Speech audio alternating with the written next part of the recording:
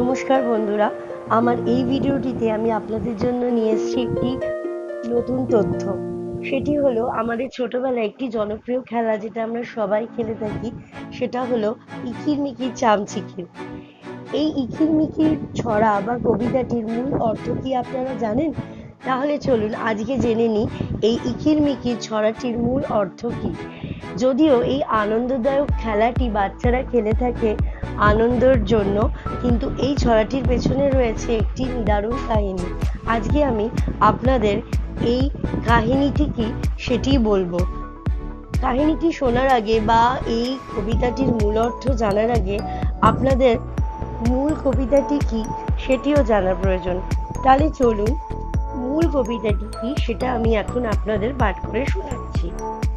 ইকড়ি মিকড়ি চাম চিকড়ি, চামের কাঁটা মজুমদার, ধেয়ে এলো দামোদর, দামোদরের হাড়ি কুড়ি, দাওয়ায় বসে চাল কারি, চাল কাটতে হলো বেলা, ভাত খাওগে দুপুর বেলা, ভাতে পড়লো মাছি, কোদাল দিয়ে চাঁছি, কোদাল হলো ভোঁতা, খা কামারের মাথা।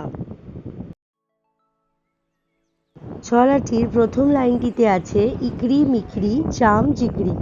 এখানে ইকড়ি কথার অর্থ হলো সংসার প্রতিপালনের জন্য সারাদিন পরিশ্রম করা, কিন্তু তাতেও যখন সংসার চলে না তখন আমাদের প্রয়োজন হয় যে অতিরিক্ত কিছু অর্থ উপার্জনের।